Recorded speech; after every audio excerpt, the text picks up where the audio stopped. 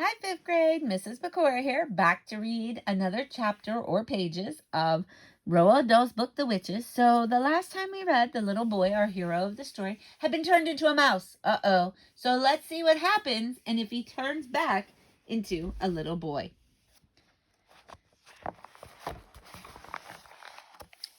Bruno. Oops, sorry, boys and girls. Trying to center this for you. And I don't know why that keeps moving. There we go. I peeped around the leg of the chair and watched the hundreds of witches' feet walking out through the doors of the ballroom. When they had all gone and the place was absolutely silent, I began to move cautiously about on the floor. Suddenly I remembered Bruno. He must surely be around here somewhere, too. Bruno! I called out. I wasn't seriously expecting that I would be able to speak at all, now that I had become a mouse, so I got the shock of my life when I heard my own voice, my own perfectly normal, rather loud voice coming out of my tiny mouth. It was wonderful. I was thrilled. I tried it again. Bruno Jenkins, where are you? I called out. If you can hear me, give me a shout. My voice was exactly the same and just as loud as it had been when I was a boy. Hey there, Bruno Jenkins, I called. Where are you? There was no answer. I pottered about between the seat legs, trying to get used to being so close to the ground. I decided I rather liked it. You are probably wondering why I wasn't depressed at all. I found myself thinking, what's so wonderful about being a little boy anyways? Why is that necessarily any better than being a mouse? I know that mice get hunted, and they sometimes get poisoned or caught in traps, but little boys sometimes get killed, too. Little boys can be run over by motor cars, or they can die of some awful illness. Little boys have to go to school. Mice don't. Mice don't have to pass exams. Mice don't have to worry about money. Mice, as far as I can see, have only two enemies, humans and cats. My grandmother's a human, but I know for certain she will always love me, whoever I am, and she never, thank goodness, keeps a cat. When mice grow up, they don't ever have to go to war and fight against other mice. Mice, I feel pretty certain, all liked each other. People don't. Yes, I told myself, I don't think it is at all a bad thing to be a mouse. I was wandering about the ballroom floor thinking about all this when I spotted another mouse. It was crouching onto the floor, holding a piece of bread in its front paws and nibbling away at it with great gusto. It had to be Bruno. Hello, Bruno, I said. He glanced at me for about 2 seconds, then went right on guzzling. What have you found? I asked him. One of them dropped it, he answered. It's a fish paste sandwich, pretty good. He, too, spoke with a perfectly normal voice. One would have expected that a mouse, if one was going to talk at all, would do so with the smallest and squeakiest voice you can imagine. It was terrifically funny to hear the voice coming out of the rather loudmouthed Bruno, coming out of that tiny mouse's throat. Listen, Bruno, I said. Now that we are both mice, I think we are to start thinking about the future. He stopped eating and stared at me with small black eyes. What do you mean, we? He said. The fact that you're a mouse has nothing to do with me.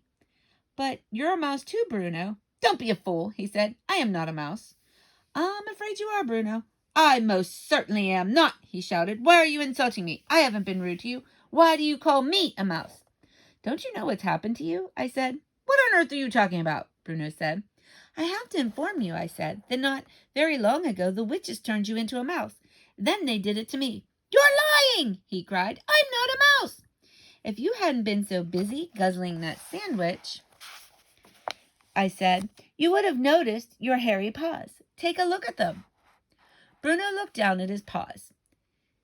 He jumped. Good grief, he cried. I am a mouse.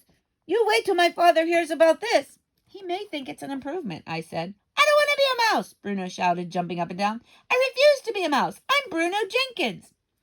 There are worse things than being a mouse, I said. You can live in a hole. I don't want to live in a hole, Bruno shouted. And you can creep into the larder at night, I said, and nibble through all the packets of raisins and cornflakes and chocolate biscuits and everything else you can find. You can stay here all night eating yourself silly. That's what mice do. Now that's a thought, Bruno said, perking up a bit. But how am I going to open the door of the fridge to get the cold chicken and all the leftovers? That's something I do every evening at home. Maybe your rich father will get you a special little mouse fridge all to yourself, I said, one that you can open. You say a witch did this to me, Bruno said. Which witch? The one who gave you the chocolate bar in the lobby yesterday, I told him. Don't you remember? That filthy old cow, he shouted. I'll get her for this. Where is she? Who is she? Forget it, I said. You don't have a hope. Your biggest problem at the moment is your parents. How are they going to take this? Will they treat you with sympathy and kindness? Bruno considered this for a moment. I think, he said, that my father is going to be a bit put out. And your mother? She's terrified of mice, Bruno said. Then you've got a problem, haven't you? Why only me? He said. What about you? My grandmother will understand perfectly, I said. She knows all about witches. Bruno took another bite of his sandwich. What do you suggest? He said. I suggest we both go first of all and consult my grandmother, I said. She'll know exactly what to do. I moved towards the doors, which were standing open. Bruno, still grasping part of the sandwich in one paw, followed after me. When we get out in the corridor, I said, we're going to run like mad. Stick close to the wall all the way and follow me. Do not talk and do not let anyone see you. Don't forget that just about anyone who catches sight of you will try to kill you. I snatched the sandwich out of his paw and threw it away. Here goes, I said. Keep behind me. Hello, Grandmama.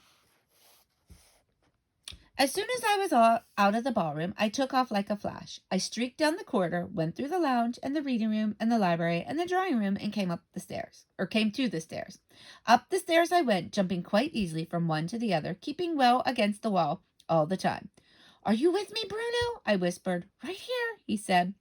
My grandmother's room and my own were on the 5th floor. It was quite a climb, but we made it without meeting a single person on the way because everyone was using the lift, which is another word for the elevator. On the 5th floor, I raced along the corridor to the door of my grandmother's room. A pair of her shoes was standing outside the door to be cleaned. Bruno was alongside me. What do we do now? He said. Suddenly, I caught sight of the chambermaid coming along the corridor towards us. I saw at once that she was the one who had reported me to the manager for keeping white mice. Not, therefore, the sort of person I wanted to meet in my present condition. Quick, I said to Bruno, hide in one of those shoes. I hopped into one shoe and Bruno hopped in the other. I waited for the maid to walk past us. She didn't. When she came to the shoes, she bent down and picked them up. In doing this, she put her hand right inside the one I was hiding in. When one of her fingers touched me, I bit it. It was a silly thing to do, but I did it instinctively without thinking. The maid let out a scream that must have been heard by ships far out in the English Channel, and she dropped the shoes and ran like the wind down the corridor. My grandmother's door opened. What on earth is going on out here? She said. I darted between her legs and into her room, and Bruno followed me. Close the door, Grandmama, I cried. Please hurry. She looked around and saw the 2 small brown mice on the carpet. Please close it, I said. And this time she actually saw me talking and recognized my voice. She froze and became absolutely motionless. Every part of her body, her fingers and hands and arms and head, became suddenly as stiff as a marble statue. Her face turned even paler than marble, and her eyes stretched so wide I could see the whites all around them. Then she started to tremble. I thought she was going to faint and fall over. Please close the door quickly, Grandmama, I said. That awful maid might come in. She somehow managed to gather herself together enough to close the door. She leaned against it, staring down at me, white-faced and shaking all over. I saw tears beginning to come out of her eyes and go dribbling down her cheeks. Don't cry, Grandmama, I said. Things could be a lot worse. I did get away from them. I'm still alive. So is Bruno. Very slowly, she bent down and picked me up with one hand. Then she picked up Bruno with the other hand and put us both on the table. There was a bowl of bananas in the center of the table, and Bruno jumped straight into it and began tearing away with his teeth at one of the banana skins to get at the fruit inside. My grandmother grasped the arm of her chair to steady herself, but her eyes never let me. Sit down, dear Grandmama, I said. She collapsed into her chair. Oh, my darling, she murmured, and now the tears were really streaming down her cheeks. Oh, my poor, sweet darling, what have they done to you? I know what they've done, Grandmama, and I know what I am, but the funny thing is that I don't honestly feel especially bad about it. I don't even feel angry. In fact, I feel rather good.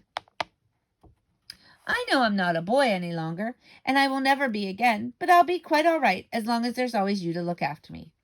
I was not just trying to convince her. I was being absolutely honest about the way I felt. You may think it odd that I wasn't weeping myself. It was odd. I simply can't explain it. All right, boys and girls, we're going to stop there for today and stay tuned tomorrow to see what the little boy tells his grandmama. Have a great day, boys and girls.